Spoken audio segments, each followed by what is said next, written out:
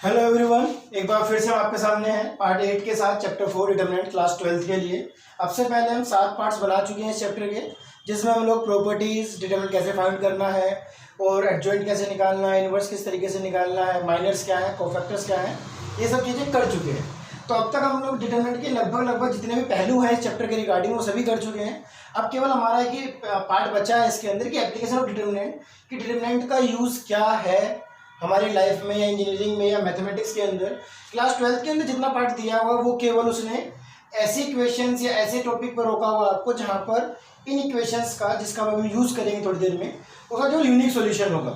वैसे हम डिटरमिनेंट का यूज़ यूनिक सॉल्यूशन के लिए भी करते हैं और जब इनफाइनाइटली मैनी सॉल्यूशंस होते हैं तब भी हम इसका यूज़ करते हैं। बट फिलहाल क्लास 12 के सिलेबस के हिसाब से आपके पास सिर्फ वो इक्वेशंस होंगी जिनके केवल यूनिक सॉल्यूशन सेटिस्फाइड करेंगे। ठीक, हम एप्लीकेशन ऑफ डिटरमिनेंट करेंगे आज हम, और वही हमें देखना है कि एप्लीकेशन ऑफ डिटरमिनेंट क्या है। हमें पता है कि सिस्टम ऑफ इक्वेशन हम लोग क्लास 10th में पढ़ चुके थे। सिस्टम ऑफ इक्वेशंस क्या था कि अलग अलग वेरिएबल्स के साथ हमारे कॉन्स्टेंट वेरिएबल्स का जो फॉर्म है वो क्या कहलाएगी, हमारी इक्वेशंस कहलाएगी, और हमारे पास जितनी इक्वेशंस होंगी वो हमारा क्या कहलाएगा, कलेक्शन या सिस्टम ऑफ इक्वेशंस कहलाएगा। हम लोग दो वेरिएबल्स वाली लीनियर इक्वेशंस के सॉल्यूशन निकालने सीख चुके थे, और हमें पता है कि जितने वेरिएबल्स हमारे पास होंगे उतनी इक्वेशंस अगर हमारे पास है तो हम उन तीनों के या चार के, अगर हमारे पास चार इक्वेशंस हैं, चार वेरिएबल्स हैं, तो ही हम उनका सॉल्यूशंस फाइंड आउट कर पाएंगे। चैप्टर नंबर 4 में जो आपका दिया हुआ चैप्टर डिटरमिनेंट में आपके पास दो ही टाइप की डिटरमिनेंट्स आएंगी, या तो वेरिएबल 2 की आएंगी या 3 वेरिएबल्स वाली इक्वेशंस आएंगी, क्योंकि हम लोग 4x4 की मैट्रिक्स का डिटरमिनेंट हमने फाइंड करना नहीं सीखा है और वो आपके सिलेबस में भी नहीं है। ठीक, हम पहले सबसे पहले देखेंगे कि कोई भी इक्वेशन अगर आपको दी हुई सिस्टम इक्वेशन दी हुई है तो उसको किस तरीके से पहले मैट्रिक्स फॉर्म में कर पाएंगे, और उसके बाद किस तरीके से जो मैट्रिक्स फॉर्म को डिटरमिनेंट का यूज करके हम किस तरीके से उसके सॉल्यूशन फाइंड आउट कर पाएंगे। तो एक्स वाई जेड 3 वेरिएबल्स हमारे पास हैं, तो एक तरीका तो इसका ये है कि मैं यहाँ से एक्स की वेरिएबल एक्स के फॉर्म में से लिखूँ और वाई और जेड में यहाँ पे पुट कर दूँ एक्स को, तो ये तीनों वाई जेड में आ जाएगा, और फिर ये यहाँ पर भी कर दूँ तो वाई और जेड दो फॉर्म आ जाएंगे। भाई अगर मैं यहाँ से एक्स निकालता हूँ उसमें पुट कर दूंगा तो जो सेकंड इक्वेशन है वो वाई और जेड की फॉर्म में हो जाएगी टोटल।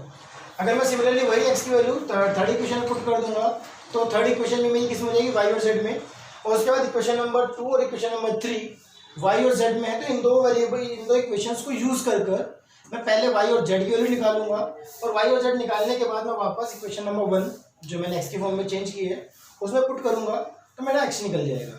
बट वो थोड़ा टिपिकल मेथड हो जाएगा, तो हम क्या करेंगे with the use of application of determinant हम इसको डिटरमिनेंट्स की मदद से निकालेंगे।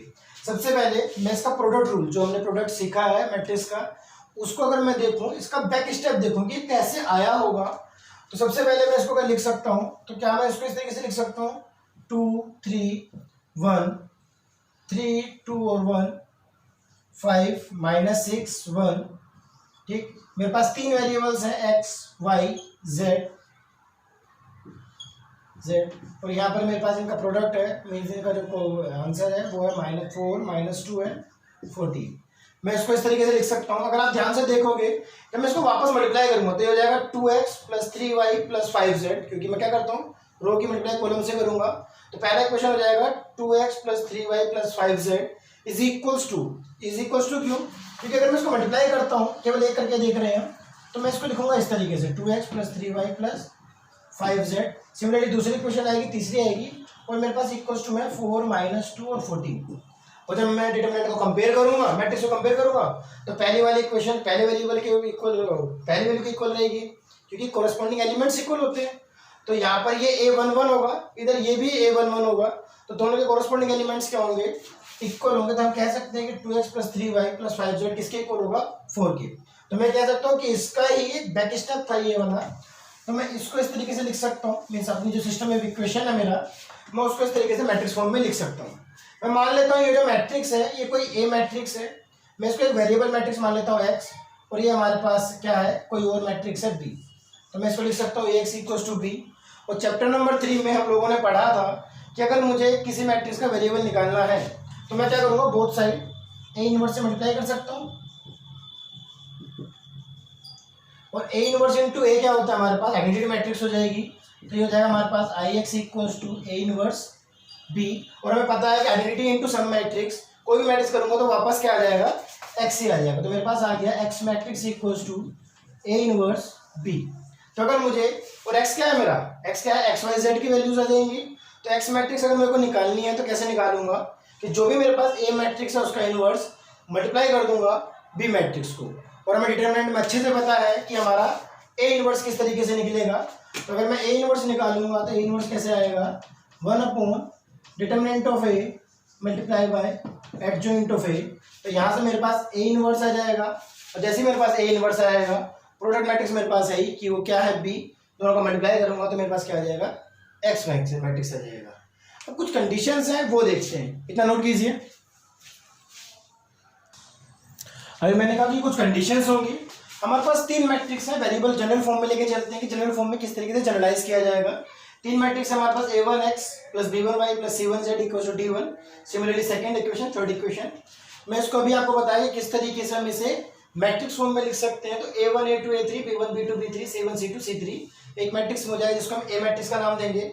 XYZ हमारे पास वेरिएबल मैट्रिक्स हो जाएगी जिसको हम X मैट्रिक्स का नाम देंगे, और D1 D2 D3 हमारे पास प्रोडक्ट मैट्रिक्स हो जाएगी जिसको हम B का नाम दे रहे हैं। और अभी मैंने बताया कि X निकालने का तरीका क्या होगा, A inverse multiply by B। हमें पता है A इनवर्स किस तरीके से निकलेगा, A inverse equals to 1 determinant of A adjoint of A। यहाँ से मैं एक बात तो क्लियरली कह सकता हूँ कि ये केवल मीन्स X की वैल्यू तभी निकल पाएगी जब A इनवर्स निकल पाएगा, और A इनवर्स तभी एग्जिस्ट करेगा जब उसके डिटरमिनेंट की वैल्यू क्या आएगी, 0 नहीं आएगी। मीन्स अगर determinant of A not equals to 0 है तभी वो एप्लीकेबल होगा, और determinant of A not equals to 0 का मतलब हुआ कि जो मैट्रिक्स A है वो हमारे पास कैसी होनी चाहिए, नॉन सिंगुलर होनी चाहिए। सबसे पहला केस तो ये है कि अगर वो नॉन सिंगुलर है तब तो वो 100% एप्लीकेबल होगा। पर सपोज करते हैं कि अगर वो डिटरमिनेंट 0 के इक्वल नहीं है, तब क्या मैट्रिक्स का सॉल्यूशन निकल पाएगा कि नहीं निकल पाएगा। देखो अगर नॉन जीरो है मीन्स अगर मैट्रिक्स नॉन सिंगुलर है तब तो ये क्लियर है कि इसका क्या होगा, यूनिक सॉल्यूशन होगा। बट अगर वो 0 के इक्वल आ जाता है मीन्स सिंगुलर आ जाता है, बट उसे हम ये तो नहीं कह सकते कि उसके मैक्स सॉल्यूशन से निकल ही नहीं सकते, क्या तो उसके इनफाइनाइटली मेनी सॉल्यूशंस हो। तो अगर बाई चांस केस 2 हमारे पास आता है कि अगर डिटरमिनेंट ऑफ A 0 के इक्वल आ जाता है, तो यहाँ से हमारे पास 2 पार्ट्स में केस डिवाइड होते हैं। एक केस तो ये होता है हमारे पास कि हम क्या करेंगे, सबसे पहले एडजॉइंट ऑफ A जो हमने निकाला है उसकी मल्टीप्लाई कराएंगे B से, और सेकंड केस में भी यहीं पर क्या होगा, एडजॉइंट ऑफ A की मल्टीप्लाई किससे होगी हमारे पास, B से कराएंगे हम। ठीक, अगर adjoint of A into B हमारे पास 0 के इक्वल आ जाएगा, भाई इसके 2 ही तरीके हो सकते हैं, या तो 0 आएगा या 0 के इक्वल नहीं आएगा। अगर वो 0 आएगा तो यहाँ पर हमारा सॉल्यूशन कंसिस्टेंट भी हो सकता है और इनकंसिस्टेंट, मींस इसके सॉल्यूशंस आ भी सकते हैं, जो इनफाइनाइटली मेनी सॉल्यूशंस हो सकते हैं, और क्या आपका सॉल्यूशन ना आए। बट ये कंफर्म है अगर वो नॉट इक्वल टू 0 है तब वो नो सॉल्यूशन होगा और आगे हम सोल्व नहीं करेंगे, और नो सॉल्यूशन होगा तो हम कह सकते हैं वो इनकंसिस्टेंट होगा। यहाँ पर कंफर्म नहीं है कि इनकंसिस्टेंट होगा कि कंसिस्टेंट होगा, यहाँ पर हमें निकालना पड़ेगा। और ऐसा हमारे पास एक क्वेश्चन है जिसके बाद हम उसे सोल्व करेंगे एक्सरसाइज के अंदर। तो हमारे पास यही है कि जनरलाइज में एक्स की वैल्यू निकलेगी A इनवर्स B से। डिटरमिनेंट ऑफ A अगर हमारे पास 0 नहीं आता तब तो कोई दिक्कत ही नहीं है, आराम से इजी एक्स की वैल्यू निकालेंगे इनवर्स ऑफ B निकाल के। और अगर बाई चांस 0 आ जाता है तो उसके 2 पार्ट्स हम एडजॉइंट ऑफ A की मल्टीप्लाई B से करेंगे। अगर वो 0 आता है तो हम आगे प्रोसीड करेंगे, आंसर निकलता है नहीं निकलता सोल्व करने पता लगेगा। और हमारे पास अगर डिटरमिनेंट ऑफ A 0 इक्वल आता है तो मल्टीप्लाई करेंगे, और उसका प्रोडक्ट अगर 0 के इक्वल नहीं आता है तो वो क्या होगा, इनकंसिस्टेंट होगा, और वहां पर कोई भी सॉल्यूशन एग्जिस्ट नहीं करेगा। इतना नोट कीजिए। उसके बाद हम एक्सरसाइज करते हैं, अपनी एक्सरसाइज शुरू करते हैं। तो पहले जो 6 क्वेश्चन हमारे पास उसमें केवल हमें कंसिस्टेंसी चेक करनी है कि क्या वो कंसिस्टेंट है कि नहीं है।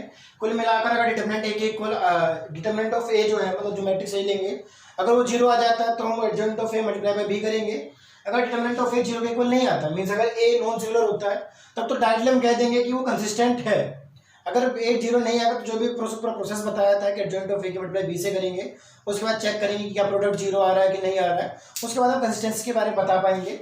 तो हम वही चेक करते हैं। क्वेश्चन नंबर 1 की अगर हम बात करें तो इसको मैं मैट्रिक्स फॉर्म में कैसे लिख पाऊंगा, तो ये हो जाएगा मेरे पास 1 2 2 एंड 3, यहाँ से हो जाएगा मेरे पास x y, और ये हो जाएगा मेरे पास 2 और 3। कंसिस्टेंसी चेक करने के लिए मुझे क्या करना है, इसका डिटरमिनेंट क्या आ रहा है। तो डिटरमिनेंट ऑफ A जब मैं निकालूंगा तो डिटरमिनेंट ऑफ A हो जाएगा मेरे पास, हमें पता ही है कि इसका क्या होगा, क्रॉस मल्टीप्लाई माइनस कर देंगे, तो 3 1 3 और 2 2 4, तो माइनस का 1। क्योंकि ये 0 नहीं आ रहा है तो पहला पार्ट हमारे पास क्या है, कंसिस्टेंट है। हम लिखेंगे क्या, since determinant of A not equal to 0 therefore the given matrix the given system of equation has solutions and therefore this system of equation are consistent equations.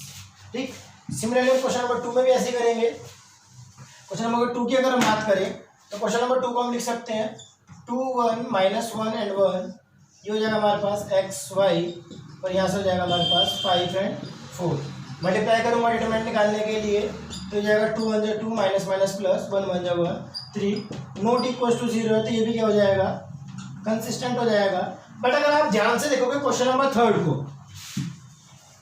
Question number 3 की अगर मैं बात करूँ तो क्वेश्चन नंबर 3 दिया हुआ आपके पास x + 3y is equal to 5 and 2x + 6y is equal to 8, ये दिया हुआ आपको। सबसे पहले वैसे मैट्रिक्स फॉर्म में लिखूंगा तो ये हो जाएगा मेरे पास 1 2 3 and 6 और ये हो जाएगा मेरे पास 5 and 8, सॉरी ये हो जाएगा x y और यहाँ से आ जाएगा 5 8। मल्टीप्लाई करूंगा डिटरमिनेंट निकालूंगा इसका तो ये हो जाएगा 6 1 6 और 2 3 6 तो 6 इक्वल टू 6 0। मैंने आपसे कहा कि अगर वो 0 आ जाएगा दैट मीन्स ये जो डिटरमिनेंट ये जो मैट्रिक्स ए है वो सिंगुलर मैट्रिक्स है और इसके बाद आपको इसको 2 पार्ट्स में डिवाइड करना पड़ेगा इसे कंसिस्टेंसी चेक करने के लिए। आपको इसका एडजॉइंट निकालना पड़ेगा, उसको बी से मल्टीप्लाई कराना पड़ेगा और चेक करना पड़ेगा कि इन दोनों का प्रोडक्ट 0 है कि नॉन 0 है। अगर 0 है तो ये कंसिस्टेंट हो भी सकता है, नहीं भी हो सकता है, बट अगर वो नॉट इक्वल टू 0 है तो वो इनकंसिस्टेंट होगा। तो सबसे पहले हम इसका क्या निकालेंगे मैट्रिक्स का, हम इसका निकालेंगे एडजॉइंट मैट्रिक्स। और हमें पता है कि 2 क्रॉस 2 की मैट्रिक्स का एडजॉइंट निकालना में आता है कि जो उसका ए और डी वाला एलिमेंट है उसको साइन चेंज कर देंगे, ये हो जाएगा हमारे पास 6 और 1, और जो हमारे पास बी और सी एलिमेंट है उनके साइन चेंज कर देंगे, ये हो जाएगा -3 -2, ये हो गया हमारे पास एडजॉइंट मैट्रिक्स। और हम निकालेंगे adjoint of A multiply by B, that means 6 -2 -3 1, उसकी मल्टीप्लाई करेंगे हम बी से तो हो जाएगा 5 और 8, मल्टीप्लाई कराएंगे तो ये हो जाएगा 6 5 30 माइनस 8 से 24 माइनस 2 5 10 प्लस 1 8 से 8, इसका आंसर हो जाएगा 30 - 24, 6 हो जाएगा -8 -10 प्लस 8 हो जाएगा -2, जो कि इक्वल मैट्रिक्स के इक्वल नहीं है। तो हम कह सकते हैं कि सिंस, इसको पूरा लिख देते हैं, since adjoint of A multiply by B is not equal to 0, therefore ये कैसा होगा, इनकंसिस्टेंट होगा। ठीक, इतना नोट कीजिए। फिर 3 क्रॉस 3 की मैट्रिक्स का एक एग्जांपल करते हैं और फिर क्वेश्चन नंबर 7 से स्टार्ट करेंगे जिसमें हमें एक्स वाई जेड की वैल्यूज निकालनी है। क्वेश्चन नंबर 6 से स्टार्ट करते हैं। 4 5 6 तीनों 3 क्रॉस 3 मैट्रिक्स से लिए दिया हुआ है। क्वेश्चन नंबर 5 ऐसा ही है जैसे हमने क्वेश्चन नंबर 3 किया है, वहाँ पर भी डिटरमिनेंट ऑफ ए आपका 0 के इक्वल आएगा, फिर एडजॉइंट निकालना है, आपको मल्टीप्लाई करना है और फिर चेक करना है कि क्या वो कंसिस्टेंट है कि इनकंसिस्टेंट है। ठीक, तो क्वेश्चन नंबर 6 हम चेक करते हैं कि 3 क्रॉस 3 की मैट्रिक्स के लिए क्या करना होगा। ये सिस्टम ऑफ इक्वेशन दिया हुआ है, इसको हम पहले मैट्रिक्स फॉर्म में लिखेंगे। तो जगह 5 2 5 -1 3 -2 4 5 6 एक्स वाई जेड और प्रोडक्ट मैट्रिक्स है हमारे पास 5 2 एंड -1। सबसे पहले हम क्या करेंगे, इसका डिटरमिनेंट निकालेंगे। और हमें पता है कि 3 क्रॉस 3 का डिटरमिनेंट कैसे निकालेंगे कि हम उस किसी भी रो या किसी भी कॉलम के लोगों से एक्सपेंड करेंगे और फिर उसको हम प्रोडक्ट करके निकालेंगे कि कितना आंसर आ रहा है। तो जब मैं इसे एक्सपेंड करूंगा तो एक्सपेंड कर लेते हैं इसे, एक्सपेंडिंग अलोंग रो 1 ही एक्सपेंड कर लेते हैं। हमें क्या मिलेगा, वी गेट, यहाँ जाएगा हमारे पास 5, तो 5 को करूँगा तो ये जाएगा 6 3 18 माइनस माइनस हो जाएगा प्लस 2 5 10, क्योंकि हमें पता है डायमंड वाला जो हमने बताए थे आपके पास ये और ये 4 एलिमेंट मैंने आपको बताया था कि नेगेटिव के साथ ओपन होते हैं। तो हम इसकी रो 1 के लोग कर रहा हूँ तो -1 मेरे पास डायमंड का एलिमेंट है तो जाएगा माइनस माइनस प्लस का 1, तो मैं इसको करूँगा तो जाएगा 6 2 12 माइनस 5 5 25 प्लस 4, और जब 4 को कवर अप करूँगा तो जाएगा 2 2 4, इट मीन्स माइनस का 4 माइनस 5 3 15। सोल्व करेंगे तो ये हो जाएगा 5, ये हो जाएगा 28 प्लस 12 माइनस 25 हो जाएगा माइनस का 13, ये हो जाएगा प्लस 4 माइनस हो जाएगा माइनस का 19। 28 5 से हो जाएगा हमारे पास 3 बजे 15 में 140, हो जाएगा माइनस का 30, हो जाएगा 19 4 76। ठीक, तो 140 माइनस इनको ऐड करेंगे तो 17 6 पर ये हो जाएगा 89। जब इसको सोल्व करूंगा तो ये हो जाएगा हमारे पास माइनस करने हो जाएगा 51, और ये 0 का इक्वल आएगा नहीं, तो ये क्या हो जाएगा हमारे पास कंसिस्टेंट। ठीक, इतना नोट कीजिए। उसके बाद हम क्या करते हैं, क्वेश्चन 7 से लेके एंड तक करेंगे जिनमें हमें सॉल्यूशन से निकालना है। स्टार्ट करते हैं क्वेश्चन नंबर 7। हम लोग क्वेश्चन 7 से स्टार्ट करते हैं जिसमें हमें एक्स वाई की वैल्यूज निकालनी है। यहाँ पे हमें वेरिएबल्स फाइंड आउट करने हैं, तो यहाँ से हम स्टार्टिंग करेंगे सारे क्वेश्चन करने की। 7th और 8th आपके सामने कर रहा हूँ। 9th और 10th वापस टू मैट्रिक्स करें तो वो आप लोग ट्राई करेंगे। उसके बाद हम 11 क्वेश्चन करेंगे। तो सबसे पहले हम क्वेश्चन नंबर 7 को लेकर चलते हैं। जैसे मैट्रिक्स फॉर्म में कन्वर्ट करेंगे तो हो जाएगा हमारे पास 5 7 2 3। हो जाएगा हमारे पास variable matrix that is X and Y. हो जाएगा प्रोडक्ट मैट्रिक्स डेट इज 4 5। तो इसको मैं लिख लूँगा ए एक्स इक्वल टू बी लिख सकता हूँ, और एक्स की वैल्यू हो जाएगा हमारे पास ए इनवर्स बी। कुल मिलाकर मेरे को ये फाइंड आउट करना है। तो अगर मैं ध्यान से देखूँ तो कुल मिलाकर मेरे को जो करना है वो है ए का इनवर्स निकालना है। और हमें पता है कि ए इनवर्स किस तरीके से निकलेगा, क्योंकि ये 2 क्रॉस 2 की मैट्रिक्स है। तो सबसे पहले मैं डिटरमिनेंट निकालूंगा, क्योंकि ए इनवर्स निकालने का फॉर्मूला मुझे पता है 1 determinant of A multiply by adjoint of A. सबसे पहले डिटरमिनेंट निकालूंगा तो ये हो जाएगा 3 5 15 7 2 14। डेट इज डिटरमिनेंट तो आ गया मेरे पास 1। और एडजॉइंट निकालूंगा अब इसका मैं, एडजॉइंट ऑफ ए हो जाएगा मेरे पास ए और डी हो जाएगा मिसप्लेस, दैट मीन्स वो अपनी प्लेस चेंज कर लेंगे। और 2 और 7 को हो जाएगा साइन चेंज। ये हो गया मेरे पास एडजॉइंट ऑफ ए। तो ए इनवर्स की जो वैल्यू हो जाएगी वो हो जाएगी 1 determinant of A adjoint of A. कितना आंसर आएगा, क्योंकि डिटरमिनेंट तो 1 ही आएगा। तो कुल मिलाकर यही मैट्रिक्स मेरी क्या हो जाएगी, ए इनवर्स हो जाएगी। तो इसी को मैं लिख सकता हूँ 3 -2 -7 एंड 5। ये है मेरे पास क्या, ए इनवर्स की वैल्यू। मुझे उसके बाद क्या निकालना है, एक्स निकालने के लिए। एक्स निकालने के लिए मुझे करना है कि मैं ए इनवर्स को मल्टीप्लाई कर दूं, दैट मीन्स 3 -7 -2 एंड 5 को मल्टीप्लाई कर दूं बी से 4 5 से। तो जो भी आंसर आएगा वो मेरे पास क्या हो जाएगा, एक्स और वाई की वैल्यू। तो ये जाएगा 3 4 12 -10, और ये जाएगा माइनस का 28 प्लस का 25। तो सोल्व करूँगा तो ये जाएगा मेरे पास प्लस का 2 और माइनस का 3। तो ये मेरे पास किसके इक्वल आया, एक्स के इक्वल आया। और एक्स क्या था, एक्स था मेरे पास एक्स और वाई। तो मेरे पास एक्स और वाई की वैल्यू आई है 2 और माइनस का 3। अगर मैं इसको कंपेयर करूंगा तो यहाँ से मेरे पास एक्स की वैल्यू आ गई 2 एंड वाई की वैल्यू मेरे पास कितनी आ गई, माइनस का 3। तो एक्स की वैल्यू कितनी है 2 और वाई की वैल्यू कितनी है, माइनस का 3। तो क्वेश्चन नंबर 7 का आंसर हो जाएगा मेरे पास X equal to 2 and Y equal to -3। ठीक, सिमिलरली हम क्वेश्चन नंबर 8 करेंगे।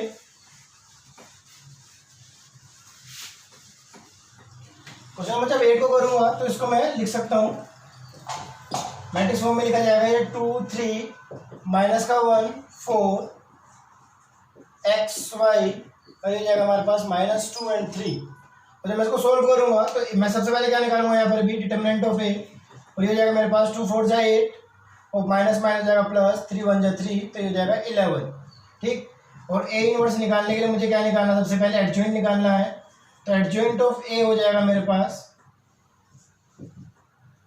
एडजॉइंट निकालने के लिए क्या करूंगा, ए और डी क्या कर जाएंगे, अपनी प्लेस चेंज कर जाएंगे। तो ये हो जाएगा 4, ये हो जाएगा 2, और इनको जाएंगे साइन चेंज। तो ये जाएगा माइनस का प्लस का 1 और माइनस का 3। तो ए इनवर्स की वैल्यू हो जाएगी 1/11, क्योंकि 1 डिटरमिनेंट ऑफ ए होता है, मल्टीप्लाई बाय एडजॉइंट ऑफ ए। इसको मैं किस तरीके से लिख सकता हूँ, इसको मैं लिख सकता हूँ 1/11 4 1 माइनस का 3 एंड 2 मल्टीप्लाई कराऊंगा तो एक्स मैट्रिक्स क्या हो जाएगा मेरे पास, तो एक्स इक्वल हो जाएगा 1/11 4 -3 1 2, और बी से होनी है मल्टीप्लाई, तो बी है मेरे पास माइनस का 2 एंड 3। मल्टीप्लाई करूँगा तो हो जाएगा 1/11 बाहर ही रहेगा, 4 2 से 8 माइनस का 8 हो जाएगा, और हो जाएगा मेरे पास +3, यही होगा। ठीक, उसके बाद ये हो जाएगा 3 2 जा 6, और ये हो जाएगा मेरे पास प्लस का हो जाएगा, तो 3 2 जा 6, फिर हो जाएगा 12। तो यहाँ से मेरे पास जाएगा 1/11, तो ये हो जाएगा माइनस का 5, हो जाएगा मेरे पास प्लस का 12।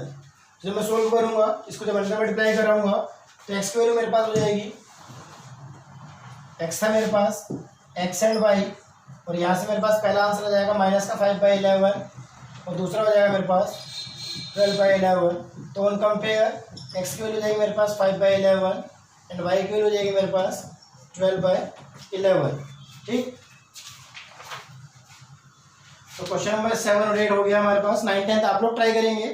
उसके बाद हम करते हैं क्वेश्चन नंबर 11। अब हम बात करते हैं क्वेश्चन नंबर 11 की।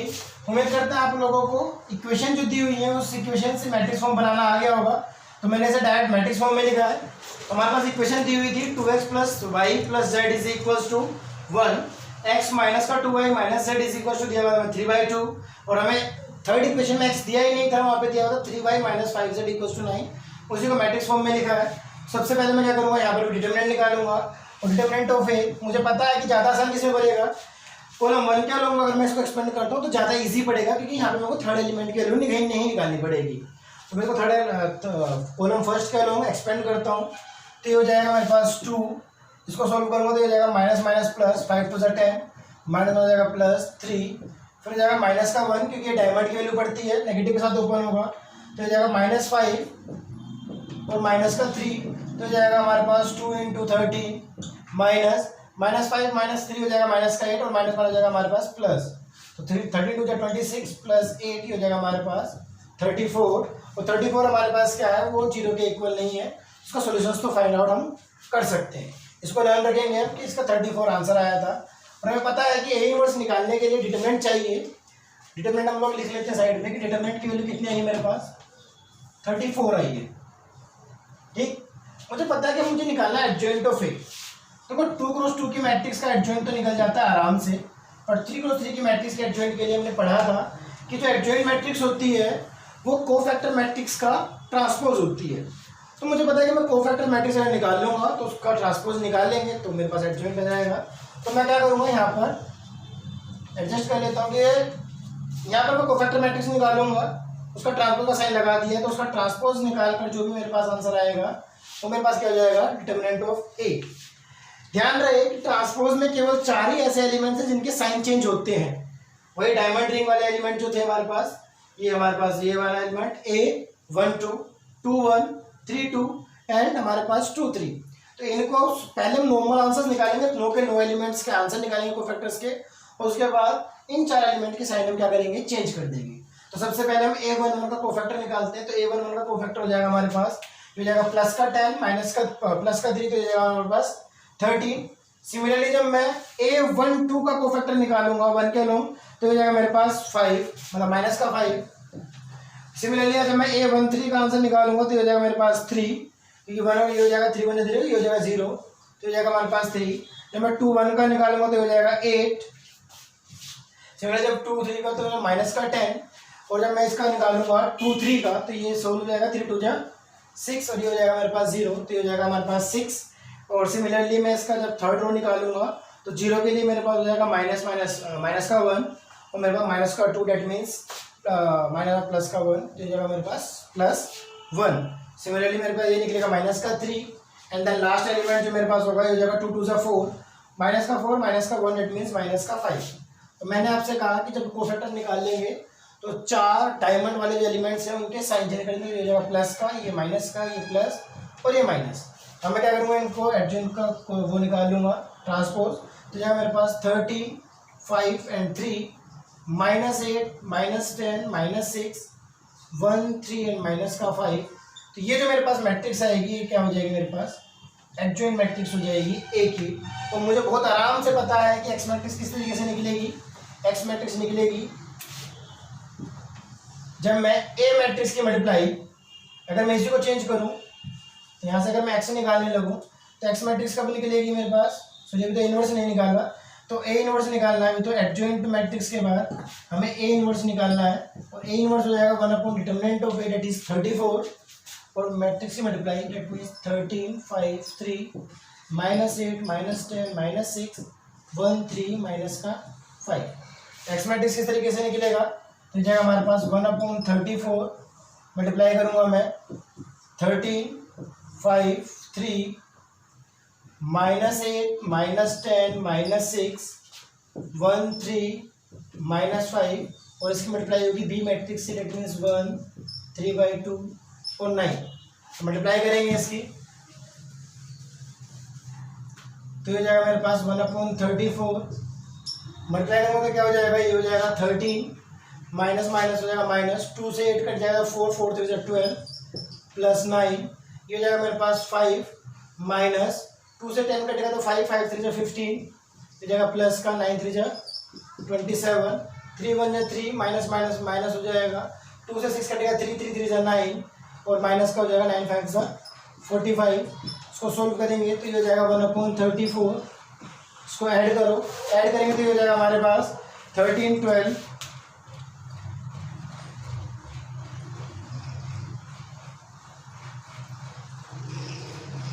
इतना सोल्व करेंगे तो देखते हैं क्या आंसर आ रहा है। इसको अगर हम ध्यान से देखेंगे तो गलती हो गई है शायद है कि प्लस का 8 था हमारे पास, तो यहाँ पर ये भी प्लस का हो जाएगा, बाकी तो सब कुछ ठीक है। तो ये जाएगा हमारे पास 13 + 12 हो जाएगा 15, 15 + 9 हो जाएगा हमारे पास 34। 5 - 15 माइनस का 10, -10 + 27, तो -10 + 27 हो जाएगा माइनस का प्लस का 17 और जाएगा 3 -9 - 45, तो ये हो जाएगा हमारे पास 54 54 - 3 ये जाएगा हमारे पास माइनस का 51 और जब 1/34 अंदर जाएगा डिवाइड में तो ये हो जाएगा 34 से 34 divide cancel out, 17/34 that means 1/2 और ये जाएगा हमारे पास -51/34। तो 70 से दोनों डिवाइडेड हो रहे हैं, तो 17 3 से 51, 17 2 से 34, तो ये जाएगा माइनस का 3/2। तो ऑन कंपेयर तो यहाँ से हमारे पास आ जाएगी एक्स की वैल्यू हो जाएगी हमारे पास 1, वाई आ जाएगा हमारे पास 1/2 एंड जेड आ जाएगा हमारे पास माइनस का 3/2। सिमिलरली क्वेश्चन नंबर 12 13 सारे एक जैसे हैं। मैं 2 क्वेश्चन और कराता हूँ, क्वेश्चन नंबर 15 करेंगे और क्वेश्चन नंबर 16 क्योंकि वर्ड प्रॉब्लम है तो उसे कंप्लीट करते हैं। तो उसके बाद हम करते हैं क्वेश्चन नंबर 15 12 13 और 14 डिट्टो सेम है, तीनों के तीनों क्वेश्चन हमारे पास क्या है 3x3 मैट्रिक्स के हैं जिन्हें हमें सोल्व करना है, XYZ निकालना है। उसके अलावा सबसे पहले इन्वर्स निकालना है, फिर एडजॉइंट निकालना है, सॉरी पहले एडजॉइंट निकालना है फिर इन्वर्स निकालना है, देन मल्टीप्लाई करेंगे तो हमें XYZ की वैल्यू मिल जाएगी। क्वेश्चन नंबर 14 ट्राई करते हैं। इसके बाद हम क्वेश्चन नंबर 15 में भी हमने क्या किया, सिस्टम ऑफ इक्वेशन से मैंने क्या मैट्रिक्स फॉर्म में लिख लिया। सबसे पहले मैं इसका क्या निकालूंगा, डिटरमिनेंट निकालूंगा और चेक करूंगा क्या का सॉल्यूशन एग्जिस्ट करता भी है कि नहीं करता है। तो उसके बाद क्या करेंगे, रो कॉलम 1 के रो में एक्सपेंड कर लेते हैं फिर से। डिटरमिनेंट ऑफ ए हो जाएगा मेरे पास 2, इसको सॉल्व करो तो -4 हो जाएगा, माइनस माइनस प्लस का 4 माइनस का 3, इसको एक्सपेंड करूँगा तो 2 2 जा 6 2 3 जा 6 प्लस का हो जाएगा माइनस का 5 और +1, तो ये हो जाएगा हमारे पास माइनस माइनस प्लस 4 3 जा 12 और 5 2 जा 10, तो -4 + 4 हो जाएगा 0, -6 - 5 हो जाएगा हमारे पास 3 और 12 - 2 हो जाएगा मेरे पास प्लस का 2, तो आंसर आ गया मेरे पास -1 जो 0 के इक्वल नहीं है। हैंस इट इज कंसिस्टेंट और XYZ की वैल्यू फाइंड आउट कर सकते हैं। साइड में लिख लेते हैं, डिटरमिनेंट ऑफ ए कितना आया मेरे पास -1 आया है। ठीक, आगे का काम शुरू करते हैं। तो अब क्या निकालना है, मैं इन्वर्स निकालना है जिसके लिए मैं एडजॉइंट की जरूरत पड़ेगी। तो सबसे पहले मैं क्या निकाल लूँगा, एडजॉइंट ऑफ ए निकालेंगे। जो किस तरीके से निकालेंगे, कोफैक्टर मैट्रिक्स फाइंड करेंगे और उसका क्या कर लेंगे, ट्रांसपोज कर देंगे। तो सिर्फ वही करेंगे, कोफैक्टर मैट्रिक्स में सारे एलिमेंट्स के आंसर निकालेंगे। तो A11 की वैल्यू तो मैंने अभी निकाली थी, 0 हो जाएगी। सिमिलरली मैंने 3 की वैल्यू हमने निकाली थी, 3 की वैल्यू कितनी आई थी हमारे पास, कितनी आई थी 2 आई थी, सॉरी माइनस का 1 आई थी, माइनस का 1 नहीं, ये हो जाएगा हमारे पास, ये वाली कैंसिल आउट तो -6 -+6 प्लस का 1 आई थी। उसके बाद जब मैंने थर्ड एलिमेंट करूंगा तो थर्ड एलिमेंट की वैल्यू मेरे पास आई थी कितनी 2। ठीक, इसी तरीके से हम लोग क्या करेंगे, अपना A12 निकालेंगे तो -3 के रिस्पेक्ट में निकालेंगे तो ये वाली कैंसिल आउट, तो 2 से 6 माइनस का 6 माइनस में आ जाएगा प्लस का 4, तो -6 + 4 हो जाएगा हमारे पास -2। और सिमिलरली हम लोग क्या करेंगे, 2 के लिए निकालेंगे, मीन्स A22 के लिए तो हो जाएगा हमारे पास 9।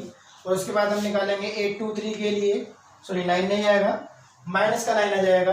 और हम उसके बाद निकालेंगे A32 के लिए तो हो जाएगा -23। और 5 के लिए जब हम फाइंड आउट करेंगे तो 5 का तो ये हो जाएगा 3 1 जा 3 और 3 1 2 जा 2, तो ये जाएगा 1। -4 के लिए निकालूंगा तो ये जाएगा 1 2 जा 2 माइनस माइनस प्लस 2 + 3 जाएगा मेरे पास 5। तो लास्ट एलिमेंट के लिए अगर मैं आंसर निकालता हूँ ये हो जाएगा मेरे पास 30।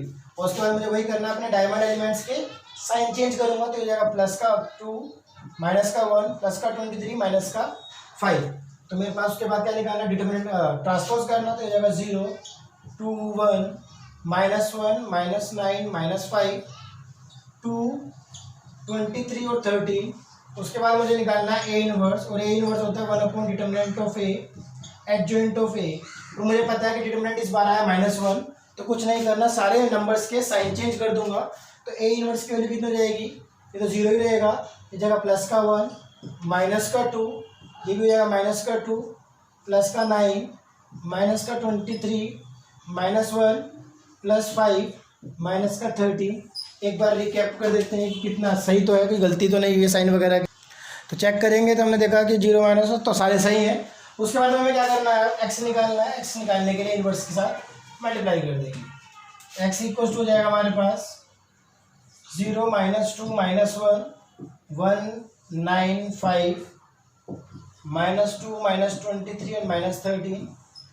और उसकी मल्टीप्लाई किससे होगी हमारे पास 11 माइनस 5 और माइनस 3 के साथ मल्टीप्लाई करेंगे तो हो जाएगा 0 माइनस का 5 और माइनस हो जाएगा प्लस 2 3 6, यही आंसर आएगा। तो हो जाएगा माइनस का 22 माइनस प्लस माइनस तो 9 5 से 45 और माइनस हो जाएगा प्लस 23 6 3 69। तो जाएगा माइनस का 11 माइनस 5 5 25 और माइनस माइनस प्लस 13 3 39। और इसको जब ऐड करेंगे तो ये हो जाएगा हमारे पास, तो 5 प्लस 6 तो नॉर्मल हो जाएगा हमारे पास प्लस का 1। और उसके बाद ये हो जाएगा हमारे पास 25 प्लस 45 67 प्लस 69 तो जाएगा प्लस का 2 और माइनस 25 माइनस 11 माइनस का 36 प्लस 39 तो जाएगा 3। तो जब कंपेयर करूँगा तो एक्स की वैल्यू हो जाएगी 1, वाई आ जाएगा 2 और जेड आ जाएगा मेरे पास 3। तो ये मेरा क्या हो जाएगा, आंसर हो जाएगा। क्वेश्चन नंबर 16 करते हैं, वही हमारा आज का लास्ट क्वेश्चन होगा। क्वेश्चन नंबर 16 में हम लोग क्या करेंगे, लेट कर लेंगे। सबसे पहले तो प्राइस क्या क्या होगा। हमने मान लिया कि अनियन व्हीट एंड राइस के जो प्राइसेस हैं वो क्या क्या होंगे, एक्स वाई जेड। और फिर हम क्वेश्चन के हिसाब से उसे रीड करेंगे तो अकॉर्डिंग टू क्वेश्चन जो हमारे पास इक्वेशंस बनकर आएंगी तो वो हो जाएंगे हमारे पास 4x plus 3y plus 2z is equal to हमारे पास हो जाएगा 60, क्योंकि उसने कहा 4 किलो 3 किलो और 2 किलो। तो ये हो जाएगा हमारे पास सेकंड इक्वेशन हो जाएगा हमारे पास 2x plus 4y plus 6z is equal to 90 and then last हो जाएगा हमारे पास 6x plus 2y plus 3z is equal to हमारे पास जाएगी 70। ठीक, इसके बाद हम इसे क्या कर लेंगे, मैट्रिक्स फॉर्म में लिख लेंगे। और मैट्रिक्स फॉर्म में हो जाएगा हमारे पास 4 2 6 3 4 2 2 6 3 एक्स वाई जेड और ये जाएगा हमारे पास 60 90 70। ठीक, उसके बाद हम क्या करेंगे, डिटरमिनेंट निकाल लेंगे। और डिटरमिनेंट निकालने के लिए रो 1 के लोग निकालेंगे तो डिटरमिनेंट ऑफ ए हो जाएगा हमारे पास, डिटरमिनेंट ऑफ ए हो जाएगा 4 12 माइनस 12 फिर माइनस का 3 3 2 6 6 36 6 माइनस 36। और जब मैं इसके लॉन्ग करूँगा तो ये जगह 2 2 4 6 4 24 प्लस का 2 2 2 4 माइनस 6 4 24। तो ये तो कैंसिल आउट हो गया तो ये जाएगा -3 और जाएगा 30 -3 प्लस 30 हो जाएगा हमारे पास कितना 90। ये हो जाएगा हमारे पास माइनस का माइनस माइनस प्लस तो हो जाएगा प्लस का 90 और ये हो जाएगा हमारे पास माइनस 20 इंटू 4 40 तो ये जाएगा हमारे पास 50 जो नॉट इक्वल टू 0 आ जाएगा। और उसके बाद हम क्या करेंगे, अपना ए इनवर्स निकालेंगे। इसको मैं आपको जल्दी से करके बता देता हूँ कि इसका जो एडजॉइंट आएगा, एडजॉइंट ऑफ डैट लिख देता हूँ मैं आपके लिए कि एडजॉइंट ऑफ ए आएगा इसका हमारा 0 30 माइनस का 20 -5 0 एंड 10 और मेरे पास हो जाएगा 10 माइनस 20 एंड 10। ये हमारे पास हो जाएगा इसका डिटरमिनेंट हो जाएगा, इसका एडजॉइंट आ जाएगा। तो इनवर्स निकालना आसान हो जाएगा, इतना नोट कीजिए। तो मैं इसका इनवर्स निकालूंगा तो इनवर्स हो जाएगा मेरे पास 1/50। ये जाएगा मेरे पास 0 30 माइनस का 20 -5 0 एंड 10 माइनस 20 एंड 10। और जब मैं इसका एक्स निकालूंगा तो एक्स इक्वल टू जाएगा मेरे पास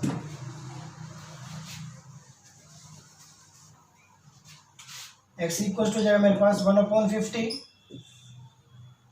0 30 माइनस 10 सॉरी माइनस का 20 है हो जाएगा मेरे पास -5 0 10। ये जाएगा मेरे पास 10 माइनस 20 एंड 10 और मेरे पास ये हो जाएंगे, इसकी वैल्यूज क्या थी मेरे पास 60 90 70 60 90 एंड 70। अगर मैं इस वाली मैट्रिक्स में 10 कॉमन ले लूँ तो 10 यहाँ आ जाएगा बाहर तो जाएगा 10/50 और यहाँ मेरे पास बचेगा 6 9 और 7 तो यहाँ से 6 गया 9 गया 7 गया और ये 10 आ गया मेरे पास यहाँ पर बाहर, तो कट जाएगा, तो यहाँ मेरे पास बचेगा केवल 1/5। मल्टीप्लाई करूँगा तो हो जाएगा 0, 5 9 जा 45 और 10 7 जा 70, हो जाएगा 13 6 जा हो जाएगा 180 प्लस 0 माइनस हो जाएगा 2 7 जा 40 140, तो हो जाएगा 120 माइनस का प्लस 10 9 जा 90 और 10 7 जा 70। इसको हम ऐड सब्ट्रैक्ट करेंगे तो ये जाएगा 1/5, उसको कॉल करूँगा तो जाएगा 75 प्लस 25 हो जाएगा 25 प्लस का 25, ये जाएगा 140 माइनस होगा 180 में से, तो जाएगा 40, और जब मैं इसको ऐड करूँगा 9 7 160 माइनस करेंगे तो 120 में से तो जाएगा हमारे पास जस्ट 40। ठीक है, तो ये हमारे पास कितना आ जाएगा, जब मैं सब 5 अंदर जाएगा तो ये हो जाएगा मेरे पास 5 8 8, और जब मैं कंपेयर करूँगा तो यहाँ से मेरे पास एक्स वाई जेड की वैल्यू कितनी जाएगी, तो एक्स इक्वल हो जाएगा मेरे पास 5, वाई इक्वल टू हो जाएगा मेरे पास 8 एंड जेड इक्वल टू कितना हो जाएगा मेरे पास 8। तो ये मेरे पास क्या हो जाएगा, आंसर हो जाएगा। तो इसी के साथ हमारी एक्सरसाइज 4.6 खत्म होती है। आगे हम क्या करेंगे, पहले पार्ट 9 में मैं आपके मिसलेनियस एग्जांपल्स कराऊंगा कुछ जो भी मेरे हिसाब से इंपॉर्टेंट है, जो आपके लिए आपके एग्जाम के हिसाब से इंपॉर्टेंट है, और उसके बाद हम मिसलेनियस एक्सरसाइज कंप्लीट करेंगे पार्ट 10 में। आज के इतना ही, थैंक यू।